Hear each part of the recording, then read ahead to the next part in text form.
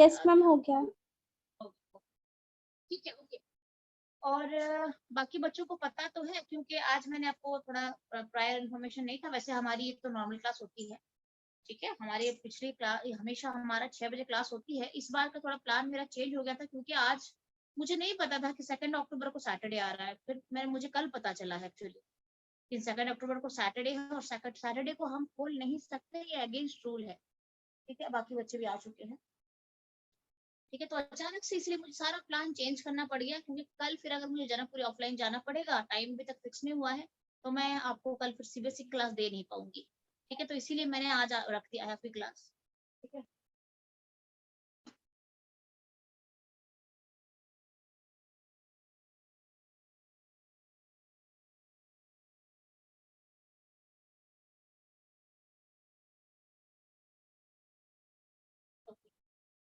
तो आज मैं आपको क्या हमारा क्या चल रहा था बच्चे, बायोमोलिक्यूल्स, राइट।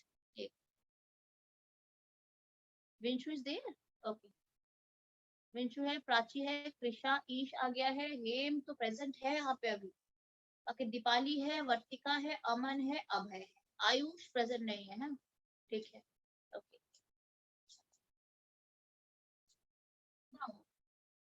आज 2 अक्टूबर है। मैं ये जो चैप्टर है, आपको पता है थोड़े बहुत स्ट्रक्चर आपको मैंने लगभग इस चैप्टर के जो इम्पोर्टेंट स्ट्रक्चर वाला था बता दिया है। बाकी विटामिन एंजाइम्स हो गया, आप अपना खुद ये एनसीईआरटी गो थ्रू करके भी विटामिन जो होते हैं उसे आप लर्न कर सकते हो। Water soluble vitamin, fat soluble vitamin क्या होता है, ये खुद लर्न कर सकते हो, उसमें ज्यादा बताने वाली कोई बात नहीं है। प्रोटीन के स्ट्रक्चर मैंने आपको बता दिया है। आज आपको मैं थोड़ा सा प्रोटीन के डिफरेंट डिफरेंट स्ट्रक्चर्स होते हैं, ये सारे एक्चुअली थ्योरी है पूरे, ठीक है, बट थोड़े बहुत आपको मैं हेल्प कर देती हूँ। और ये चैप्टर को आज मैं यहाँ पे डन करना चाहती हूँ, डन करेंगे। बायोमोलिक्यूल्स कल आपका एक बायोमोलिक्यूल्स एंटायर का मैं टेस्ट ले लूंगी, संडे है, कल इवनिंग टेस्ट रख दूंगी, ठीक है। हम एक चीज आपसे पूछनी है, कल फिर क्लास हुई जनकपुरी वाली? हाँ हाँ, देखो आप मुझे बताओ, आप मुझे बताओ कि अगर आप लोग आओगे तो मैं शेड्यूल बनाऊंगी। मैं आपको और एक बात बता देती मैम आप 10 बजे रख दो सुबह। मैं और एक बात बता दी, देखो मैं मंडे ऑनवर्ड्स, मंडे से तीन दिन के लिए मैं छुट्टी पे हूँ, मंडे से, ठीक है बच्चे। काफी दिनों से छुट्टी करा नहीं है मैंने, लगभग कंटिन्यूअसली क्लास साल भर आपकी मैं खींच रही हूँ, ठीक है। अभी बहुत ज्यादा इमरजेंसी आ गई है, so I have to go for a leave about 3 days, आप समझ लो 3 दिन आपको मुझे मिस मैम क्या करना हुआ पड़ेगा। वैसे? नहीं, कुछ इमरजेंसी है, कुछ हेल्थ इश्यूज है, ठीक है, तो मुझे उसमें जाना पड़ेगा, आई हैव टू गो, है ना। सर की क्लास होगी फिर? हाँ बेटे बोलो। मैम सर की भी होगी? ये मैं आपको बताऊंगी, ये आपको सर बता देंगे, ठीक है, क्या है कैसा है बता देंगे। बाकी छुट्टी पे हूँ इसीलिए मैं बायोमोलिक्यूल करा के जा रही हूँ, ठीक है बच्चे।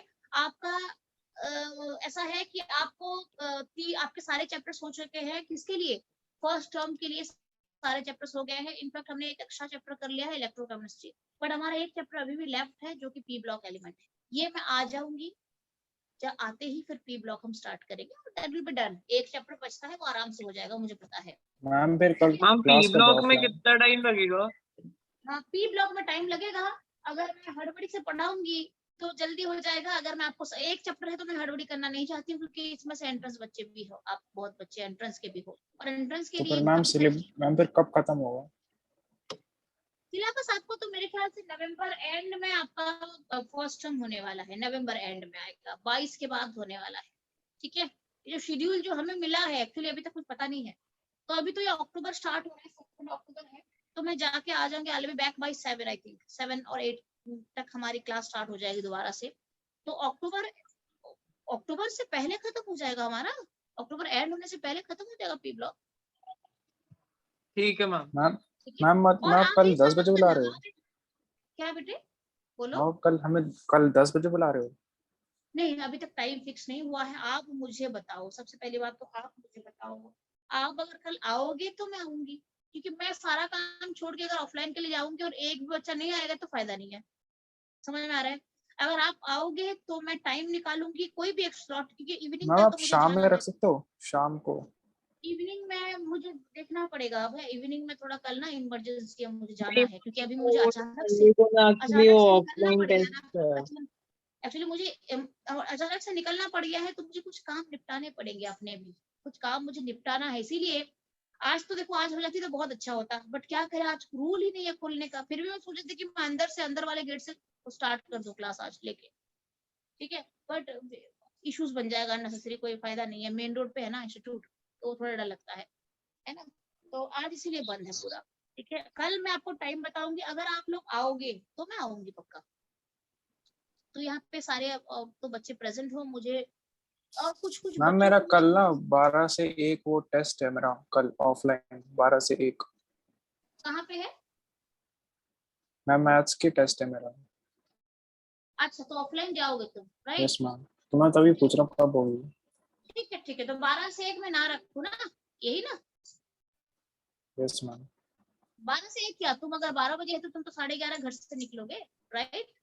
यस है ना? मैम। और फिर तुम आते आते अगर आओगे तो देखूंगी मैं, जैसे अगर 12 से 1 है तो तुम आते आते अगर मैं 1:30 बजे के आसपास भी रखना चाहूँ तो शायद तुम मैम इतनी दोपहर में मत ऐसे रख लो आ क्लास, सकते सुबह रख लो है ना? या तो रात शाम को रख लो।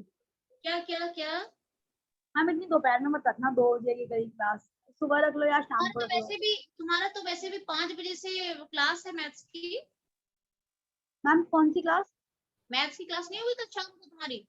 मैम कल नहीं थी, वो सैटरडे को ही होनी थी, तो सर के पास अब टाइम नहीं है। सर ने कहा था कि इंस्टीट्यूट आज ओपन होगा तो वो क्लास ले लेंगे, बट आज फिर ओपन ही नहीं हुआ तो फिर उन्होंने मना कर नहीं, दिया। अच्छा अच्छा, तुम्हारा टीटीएस है ना? यस मैम, चलो सैटरडे को हो गया ना अब चेंज, संडे से। ठीक, ठीक है ठीक है, मैं आपको कल के लिए टाइम बताती हूँ बच्चे। ठीक है, कल के लिए मैं टाइम पूरा शेड्यूल बना के आज रात को आपको मैं इन्फॉर्म करूंगी। ठीक है, और मुझे बता दो किस टाइम नहीं रखना है, बाकी तो ठीक ही है, चलेगा। ठीक है, मैम चंद्रा सर ने भेजा था 10 से 12 बजे तक की क्लास होगी, उनके ग्रुप में तो यही मैसेज आया हमारे पास। क्या है क्या है? मैम चंद्रा सर ने मैसेज करा था कि हमारी क्लास ना कल ऑफलाइन 10 से 12 बजे तक होगी, तो फिर मेरे को लगा कि वही टाइम ठीक है, होगा। वो भी मैं बात करूंगी, एक्चुअली मैं वो बात करूंगी कितने बजे रखा है सर ने, वो एक्चुअली मुझे नहीं पता है अभी तक कोई, क्योंकि आज ना सारे शेड्यूल चेंज हो गए हैं ना अचानक से। ठीक है, और आपको मिलना है मुझे, आपको कुछ नोट्स वगैरह देने हैं, तो ये प्लान है मेरा, तो इसलिए मुझे आना पड़ेगा, अदरवाइज मैं, तो मुझे कुछ इंपॉर्टेंट काम भी है एक्चुअली, जो कि मुझे निपटा के जाना पड़ेगा। ठीक है, बट मैं कल के लिए दूंगी आपको 1 घंटा पक्का दूंगी, 1 घंटे तक तो आऊंगी। ठीक है, ओके। अच्छा, मैं बताऊंगी टाइम मैम बाद में। हाँ हाँ बोलो। मैम आप मंडे को जा रहे हो? हाँ, मंडे। Okay ma'am. बस आपको हाँ, आपको 2-3 दिन की क्लास मिस होगी, बट आपको मिस करना नहीं है, तभी मैंने क्या करा है, सिलेबस वगैरह थोड़ा अपडेट करके जा रही हूँ। एक चैप्टर बच रहा है, तो जब मैं नहीं रहूंगी तो एटलीस्ट आप एक काम करना, मैं आ जाऊंगी बेटे, मैं 6-7 को आ जाऊंगी। आप एक काम करना, आप रिवीजन करना स्टार्ट कर देना, क्योंकि आप पी ब्लॉक को वेट मत करना बच्चे की पी ब्लॉक खत्म होगा तो मैं टेस्ट लूंगी। पी ब्लॉक चलता रहेगा और आपका रिवीजन टेस्ट में स्टार्ट कर दूंगी, 1 बाय 1 चैप्टर हम खत्म करेंगे ना, पी ब्लॉक तो चलता रहेगा अपना। आप अपना रिवीजन तो स्टार्ट करना, सॉलिड है, सॉल्यूशंस है, मैं आते ही टेस्ट स्टार्ट करूंगी, रिवीजन टेस्ट। इसीलिए आप ये नहीं सोचना कि प्री ब्लॉक खत्म करके मैं आपको टेस्ट लूंगी, आपका रिवीजन टेस्ट में स्टार्ट कर दूंगी। सारे डन होने के बाद फिर हम एक फुल सिलेबस ले लेंगे, आप और कंफर्टेबल हो जाओ। प्री बोर्ड जिसे कहते हो ना, pre board full syllabus test जो है बिल्कुल 7 चैप्टर्स का पूरा आएगा उसमें। ठीक है, ये हमारा है बायोमोलिक्यूल। इस चैप्टर को मैं ज्यादा खींचना नहीं चाहती, जो इम्पोर्टेंट मैंने बता दिया है, लगभग तो बहुत सारा रिलेटेड है इसमें।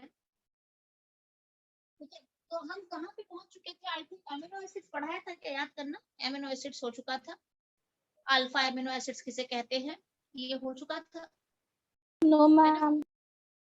अल्फा अमीनो एसिड्स नहीं हुआ था, यस मैम, वो हो गया था। अल्फा अमीनो एसिड्स हो गया था। अच्छा, साथ में आपको मैंने एसिडिक, बेसिक और न्यूट्रल अमीनो एसिड भी बता दिया था, साथ में essential and non essential amino acids भी आपको बता दिया था। Yes check ma'am. कर लो एक बार कॉपी, चेक कर लो। और उसके बाद मैं प्रोटीन मॉलिक्यूल में चली गई। ठीक है, अच्छा, प्रोटीन्स क्या होता है, it is a polymer of alpha amino acid. What is protein?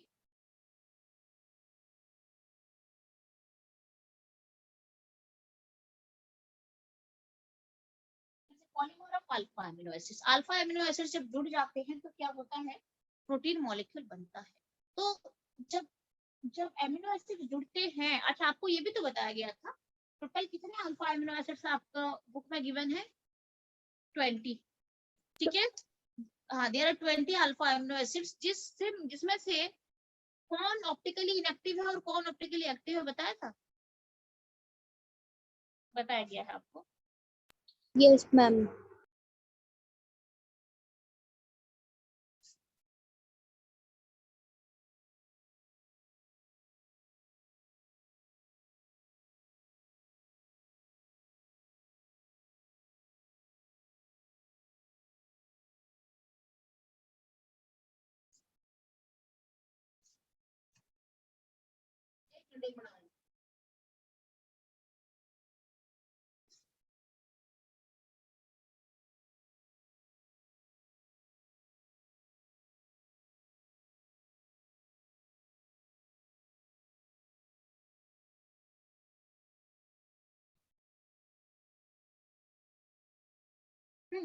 आपको बताया गया था कि उसमें से एक एमिनो एसिड है जो ऑप्टिकली इनएक्टिव है, दैट इज ग्लाइसिन, और रेस्ट के 19 एमिनो एसिड सारे ऑप्टिकली एक्टिव है। तो थोड़ा इसमें इसके अंदर से एमसीक्यू क्वेश्चंस दे सकते हैं। And all of you know the structure of glycine. Glycine है, एलानाइन है, आप एक बार चेक कर लेना, आपकी बुक में बिल्कुल 20 एमिनो एसिड्स गिवन है, ठीक है। और उसमें एसेंशियल और नॉन एसेंशियल कौन है, उसमें स्टार बना हुआ है, देख रहे हैं टेबल के ऊपर, टेबल के अंदर। और साथ में ये भी है कि ग्लाइसिन जो है that is optically inactive due to the absence of asymmetric carbon, और बाकी सारे के सारे ऑप्टिकली एक्टिव है। यहाँ तक हमारा हो चुका है। अब हम सीधे चलते हैं एक्चुअली प्रोटीन के स्ट्रक्चर होते हैं वो कैसे दिखते हैं। जब दो एमिनो एसिड जुड़ते हैं, जब दो एमिनो एसिड जुड़ते हैं अल्फा एमिनो एसिड, तो मुझे एक लिंकेज मिलता है। कौन सा लिंकेज है वो? ग्लूकोसिडिक। नहीं, ग्लाइकोसाइड तो ग्लूकोज में आता है। जब ग्लाइसिन। दो, दैट इज पेप्टाइड लिंकेज। जब दो अल्फा एमिनो एसिड जुड़ते हैं तो there is a peptide linkage, there is a peptide linkage. उसको हम कहते हैं पेप्टाइड लिंकेज कहते हैं, ठीक है। कैसे होता है, मान लो ये मेरा एक एमिनो एसिड, अच्छा मुझे ये कौन सा एमिनो एसिड है वैसे? This is glycine, this is glycine. ये ग्लाइसिन एक अल्फा एमिनो एसिड है, ग्लाइसिन। अगर मैं इसको जोड़ूंगी किसके साथ, किसके साथ? एलेनाइन के साथ, इसके साथ जोड़ूंगी एलेनाइन, पर दिस इज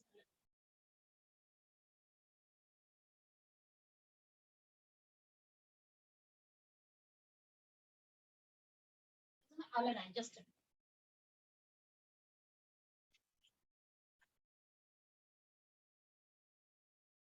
ठीक है। तो यहाँ पे बीच में जो लिंक बनता है, यहाँ से हाइड्रोजन हटेगा और यहाँ से OH हटेगा। मतलब यहाँ पे डिहाइड्रेशन चलता है, यहाँ पे डिहाइड्रेशन चलता है, तो यहाँ पे यहाँ से क्या होता है, यहाँ पे डिहाइड्रेशन हो जाता है, ठीक है। और डिहाइड्रेशन के बाद मुझे क्या मिलता है, मुझे मिलता है एक अमाइड लिंकेज मिलता है यहाँ पे, ठीक है। जो लिंक होता है उसे अमाइड लिंक भी कह सकते हो, पेप्टाइड लिंक भी कह सकते हो, ठीक है। ये कैसे बनेगा, लड़ाई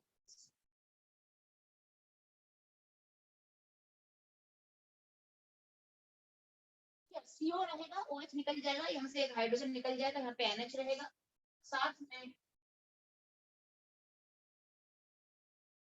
ये जो लिंकेज है ना, ये जो लिंकेज, इसे हम कहते हैं पेप्टाइड लिंकेज, इसे हम कहते हैं पेप्टाइड लिंकेज कहते हैं। एक्चुअली एक पॉलीअमाइड लिंकेज, देखिए amide group, CONH is amide group. अच्छा, मैंने क्या करा, ग्लाइसिन है, एलेनाइन है, मैंने दोनों को जोड़ दिया। फिर ग्लाइसिन के साथ यहाँ पे भी अगर एलेनाइन जोड़ूंगी तो क्या बनेगा, इस तरह भी जोड़ दूंगी एक एलेनाइन, तो क्या बनेगा। एक्चुअली कैसे रहता है प्रोटीन मॉलिक्यूल, कैसे रहता है, ये तो आपको मैंने एक ऑप्शन दिया ना, ऐसे कई सारे प्रोटीन मॉलिक्यूल्स बन सकते हैं, डिफरेंट डिफरेंट सीक्वेंस, जगह सीक्वेंस कहते हैं इसको। तो मेरा सीक्वेंस क्या है, glycine alanine, glycine alanine, glycine alanine, ये सीक्वेंस जा रहा है मेरा। कई बार ग्लाइसिन ग्लाइसिन ग्लाइसिन ग्लाइसिन का भी सीक्वेंस जा सकता है, कई बार एलेनाइन एलेनाइन, और सब में different different protein molecules generate होते हैं, और सारे प्रोटीन मॉलिक्यूल का फंक्शन अलग होता है। तो बहुत सारे कॉम्बिनेशंस बन सकते हैं along with this 20 alpha amino acids, जो बन सकता है। आपको मैंने बता रही हूँ, ग्लाइसिन एलेनाइन, ग्लाइसिन एलेनाइन पूरा एक लिंकेज से जुड़ेंगे, फॉर एग्जांपल ये मेरा ग्लाइसिन है, ये मेरा एलानाइन से पार्ट आया है, फिर ग्लाइसिन के बाद अगर मैं यहाँ पे फिर से एक एलानाइन को जोड़ूंगी तो क्या हो जाएगा? You please check.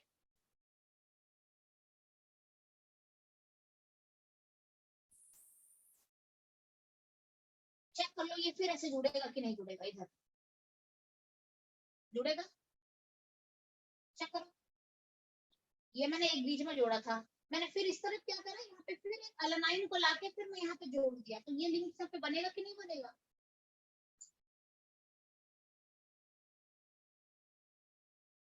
आ रहा है कि नहीं समझ में कि मैंने लिंकेज यहाँ पे कैसे करा, यहाँ पे फिर डिहाइड्रेशन हो जाएगा, फिर ये बनेगा। डन है एवरीवन?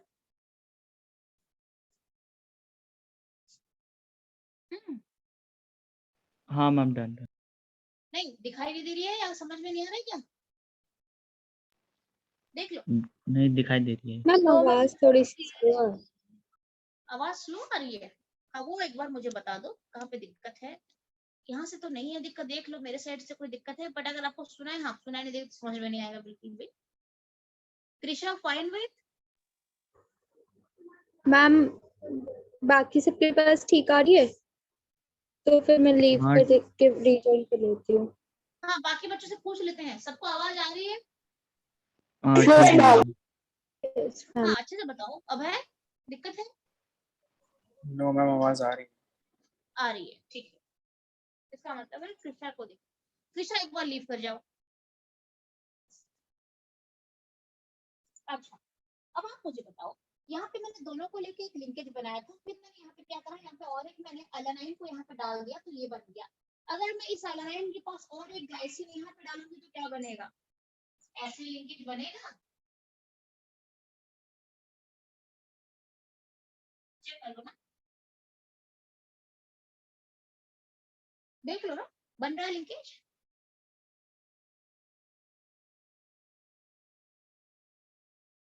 ठीक है, तो आपको यहाँ पे कितने पेप्टाइड लिंकेज दिख रहे हैं? जहां तक मैंने बनाया है कितने लिंकेज दिख रहे हैं पेप्टाइड का?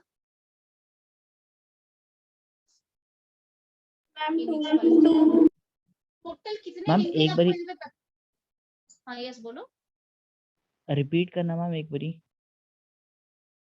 मैं ये बोल रही हूँ कि एक बार मुझे क्लियर करवा देना कि आपको मेरी वॉइस और ये बोर्ड ये दोनों क्लियर है कि नहीं, ठीक है? नहीं तो फायदा नहीं होगा क्लास का।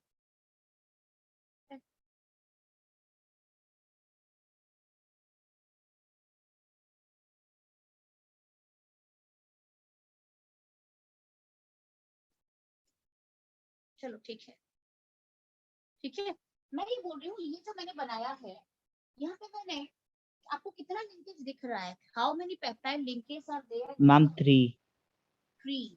Here is one, here is another और हियर इज अनदर। तो मुझे 3 लिंकेज यहाँ पे तो मिल रहे हैं, बट ये लिंकेज कौन से सीक्वेंस को बताते हैं? अगर आपको ऐसे कोई मिल सिमेट्रिक जाएगा बोलेंगे कि मुझे सीक्वेंस बताओ, कौन सा सीक्वेंस आपको मिल रहा है? पेप्टाइड का ना। नहीं पेप्टाइड लिंकेज तो मुझे मिल रहा है, पेप्टाइड लिंकेज। सीक्वेंस क्या है? सीक्वेंस है alanine glycine alanine glycine, isn't it? आपको यस मैम। स्ट्रक्चर कि कौन सा, ये एलानाइन है जहाँ पे ब्रांचिंग हो रखी है CH3 की, वो एलानाइन है। जहाँ पे कोई ब्रांचिंग नहीं है, सिंपल CH2 ग्रुप है, वो ग्लाइसिन है। तो ऐसे आपको दे देंगे व्हाट इज द लिंक?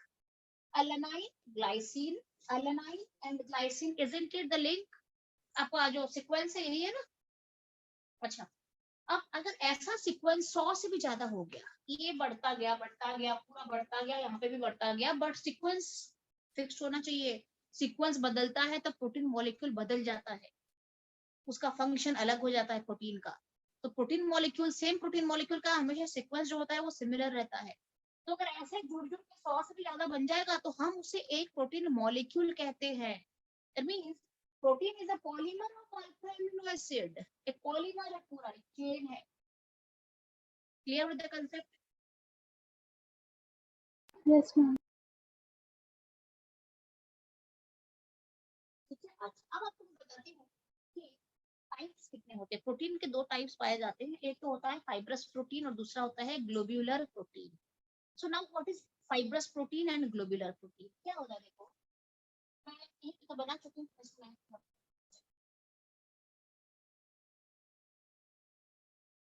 और ये सारे एमाइड लिंकेज है। आपको पूछा जाएगा प्रोटीन में कौन सा लिंकेज मिलता है, एक तो पेप्टाइड भी रह सकता है और एक पॉलीएमाइड ऑप्शन भी रह सकता है, तो आपको पॉलीएमाइड पे टिक करना पड़ेगा। Okay done. अच्छा मैं भी आपको बताती हूँ कि प्रोटीन कैसे दिखा, ऐसे दिखा ना, मैं बताती हूँ।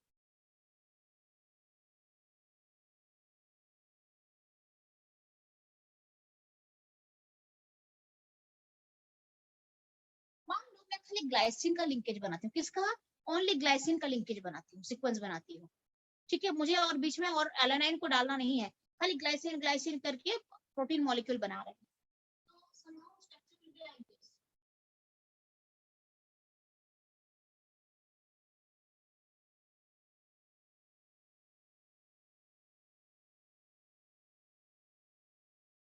यही सीक्वेंस बनेगा कि नहीं बनेगा?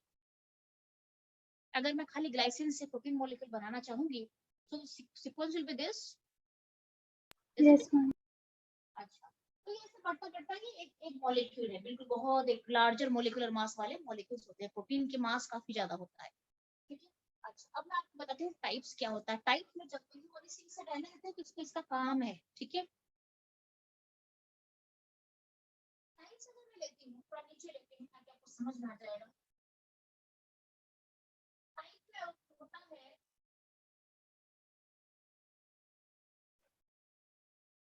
फाइब्रस प्रोटीन है और एक होता है globular.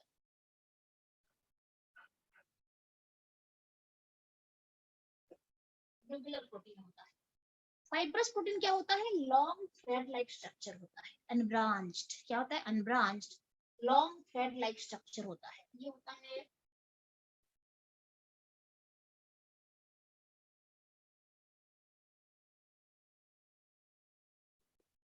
long thread like structure held by intermolecular hydrogen bond.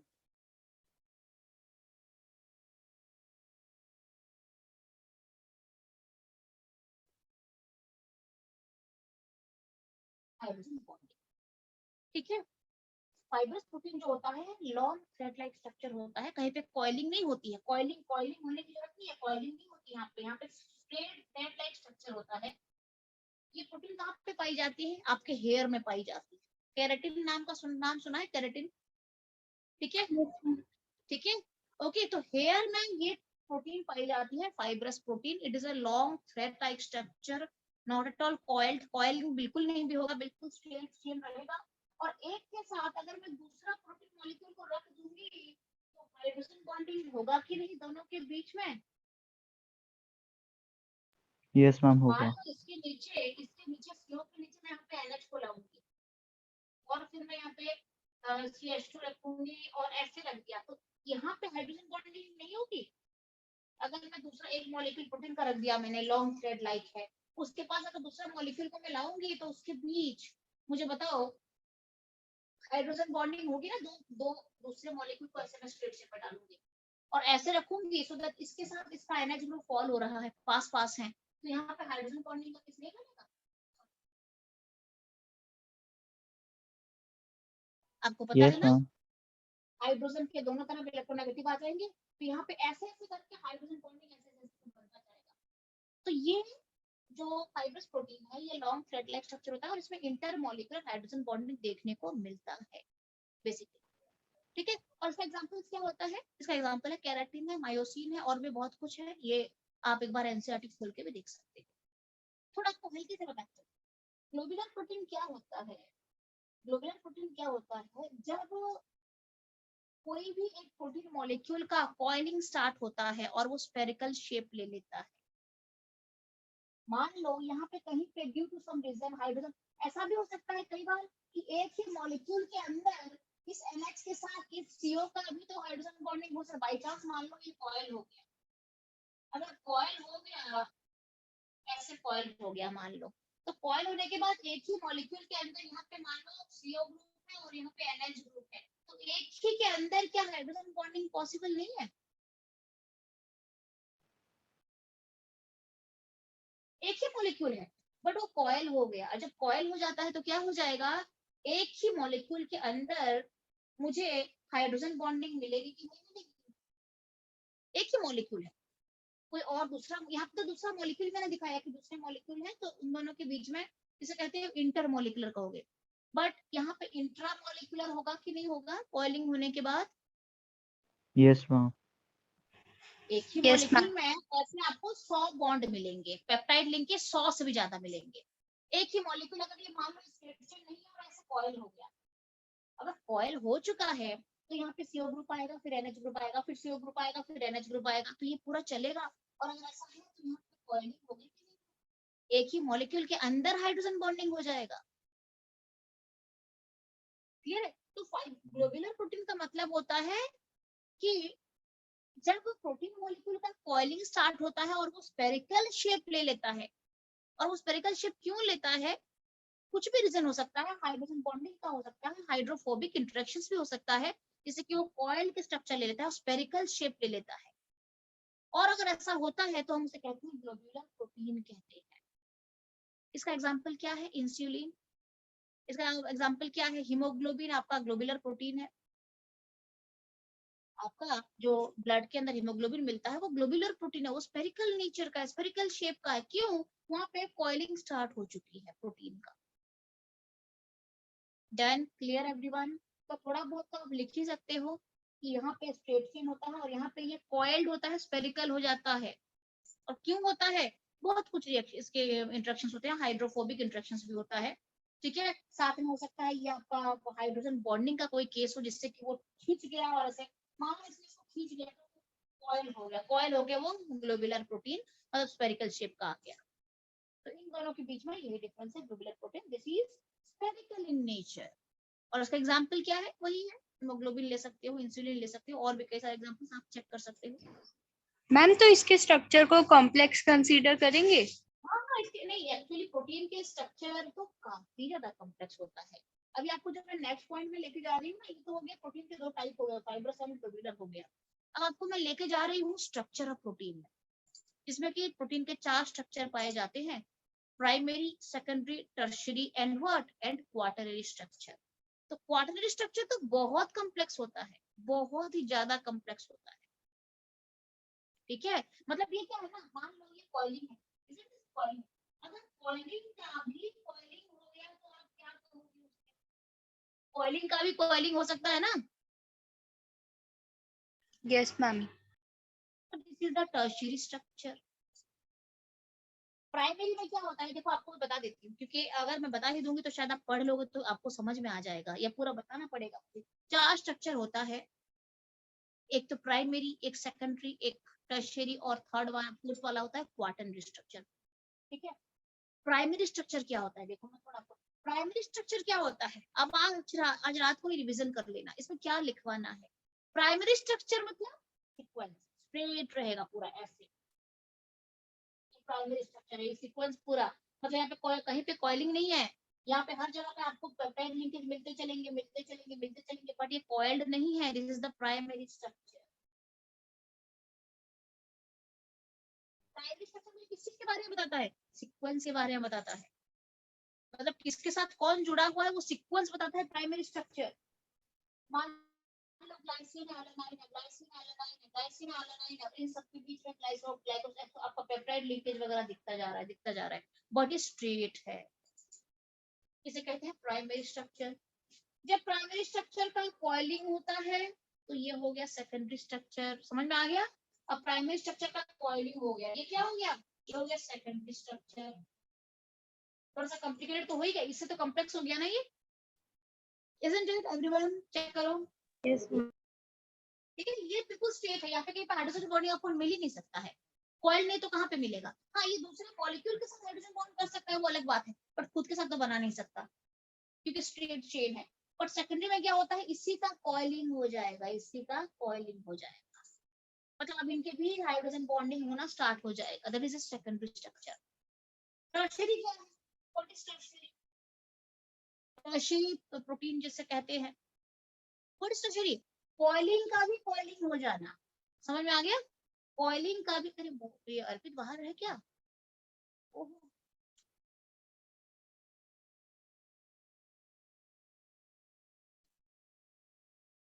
अच्छा।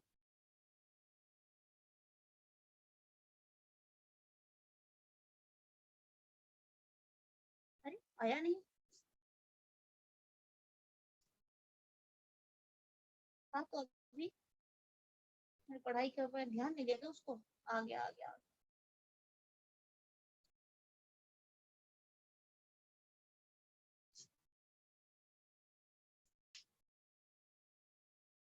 अर्पित प्रेजेंट है?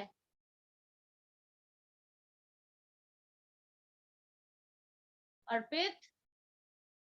Hello ma'am. हाँ हाँ अर्पित, तुम डिस्कनेक्ट हो गए थे क्या?